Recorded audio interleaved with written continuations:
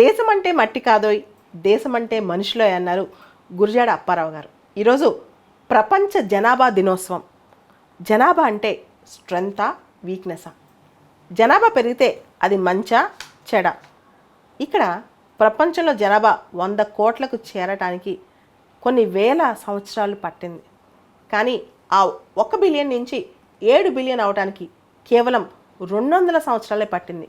అంటే 7 టైమ్స్ పెరిగిందనమాట 200 ఇయర్స్లో. ఇంత ఫాస్ట్గా జనాభా పెరుగుతుంది. ఇండియా అయితే పాపులేషన్ మొమెంటంలో ఉంది. ఈ పాపులేషన్ మొమెంటం అంటే ఏంటి? టీఎఫ్ఆర్, టోటల్ ఫర్టిలిటీ రేట్ అనేది 2.1 కన్నా తగ్గినా సరే జనాభా పెరుగుదల ఆగదు. దానికి కారణం ఏంటి తెలుసా? ఇండియాలో యువ జనాభా ఎక్కువ ఉన్నారు. యువత చైల్డ్ బేరింగ్ కెపాసిటీ ఉంటుంది. సో ఇంతమంది యువ జనాభా ఉన్నప్పుడు ఎక్కువ మంది పిల్లలు పుడతారు. టీఎఫ్ఆర్ యావరేజ్ తగ్గినా సరే ఇంతమంది యువ జనాభా ఉన్నప్పుడు పిల్లలు పెరుగుతూనే ఉంటారనమాట. సో ఇదంతా పక్కన పెడితే ప్రపంచ జనాభా దినోత్సవం యొక్క 2024 యొక్క థీమ్ ఏంటో ఒకసారి చూద్దాం. Investing in data collection. జనాభా డెమోగ్రఫిక్స్ సంబంధించిన డేటా కలెక్ట్ చేయటం, understanding the problems, tailoring the solutions and driving progress. అంటే డెమోగ్రఫిక్స్ సంబంధించిన డేటా కలెక్ట్ చేయటం, సమస్యల్ని అర్థం చేసుకోవటం, దానికి సొల్యూషన్స్ తీసుకురావటం, దాంతోపాటు ఈ మొత్తం ఈ ప్రాసెస్లో ఒక ప్రోగ్రెస్ కోసం కృషి చేయటం అనమాట ఈ సంవత్సరం థీమ్. అది ఈ వరల్డ్ పాపులేషన్ డే అనే కాన్సెప్ట్ ఎప్పుడు స్టార్ట్ చేశారు, ఎందుకు స్టార్ట్ చేశారు? UNDP, United Nations Development Programme వాళ్ళు ప్రపంచ జనాభా 5 బిలియన్ దాటిన రోజున, అంటే 1987లో ఈ 5 బిలియన్ అయింది. అప్పుడు డిక్లేర్ చేశారు ప్రతి సంవత్సరం మనం పాపులేషన్ డే చేసుకోవాలి అని. 1990 నుంచి జూలై 11న వరల్డ్ పాపులేషన్ డేగా చేసుకుంటున్నాం అనమాట. ఆ తర్వాత ఈ రోజున, అంటే పాపులేషన్ డే రోజున వరల్డ్ పాపులేషన్ జనాభాకు సంబంధించిన అనేక అవేర్నెస్ క్యాంప్స్ కానీ, జెండర్ ఈక్వాలిటీకి సంబంధించిన అంశాలు కానీ, ఫర్టిలిటీ రేట్ సంబంధించిన అంశాలు కానీ, డెమోగ్రఫిక్ డివిడెండ్కి సంబంధించిన అంశాలు కానీ, పాపులేషన్ ఛాలెంజెస్ సంబంధించిన అంశాలు కానీ, ఇలా చాలా అంశాలను ఈరోజు చర్చిస్తారు, ఒక అవేర్నెస్ తీసుకొస్తారు. అందుకనే వరల్డ్ పాపులేషన్ డే ప్రపంచవ్యాప్తంగా సెలబ్రేట్ చేసుకుంటారు.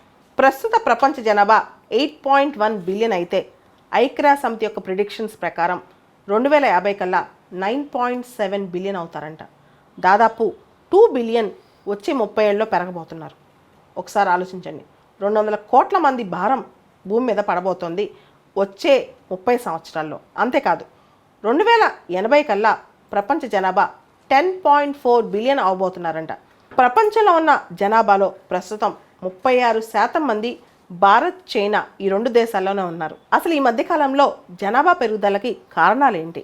ఆయుర్దాయం పెరగటం, ఫర్టిలిటీ రేట్స్లో మార్పులు రావటం, అర్బనైజేషన్, మైగ్రేషన్, ఇవన్నీ కారణాలే. కానీ వీటి ప్రభావం మాత్రం పేదరికం మీద, అన్ఎంప్లాయ్మెంట్, పావర్టీ మీద, ఎకనమిక్ డెవలప్మెంట్, ఇన్ఫ్రాస్ట్రక్చర్లో బర్డన్, అది ఇది అని కాదు, ఈవెన్ వెల్ఫేర్ ప్రోగ్రామ్స్లో బర్డన్ అన్నీ పెరుగుద్ది అనమాట. 2023లో UNFPA, united nations fund, population fund ప్రకారం ఇండియా ఆల్రెడీ చైనాను దాటేసిందంట జనాభాలో. మన సెన్సస్ కొత్తగా వస్తే కానీ మనకే అర్థం కాదు పూర్తి స్థాయిలో. ఇప్పుడున్న అంచనాల ప్రకారం అయితే భారతదేశ జనాభా 142 కోట్లకు పైనే. అంటే చైనాని మార్జినల్గా మనం దాటేసామంటున్నారు. ఇదే ట్రెండ్స్లో యుఎన్ అంచనాల ప్రకారం భారతదేశంలో ఇదే ట్రెండ్లో పాపులేషన్ పెరుగుతూ పోతే, ఇదే విధంగా జనాభా పెరుగుతూ పోతే వచ్చే 75 సంవత్సరాల్లోనే భారతదేశంలో ప్రస్తుత జనాభాకి డబల్ అవుతారంట. అంటే దాదాపు 3 బిలియన్ అనమాట. అంటే దాదాపు 3 బిలియన్ అనమాట, 300 కోట్ల మంది. అంటే వచ్చే 75 ఏళ్ళలోనే 300 కోట్ల మంది జనాభా భారతదేశంలోకి రానున్నారు. ఇప్పుడున్న పర్సంటేజ్ వైజ్ చూసినా, ఇదే ట్రెండ్ వైజ్ చూసినా యుఎన్ రిపోర్ట్స్ ప్రకారం.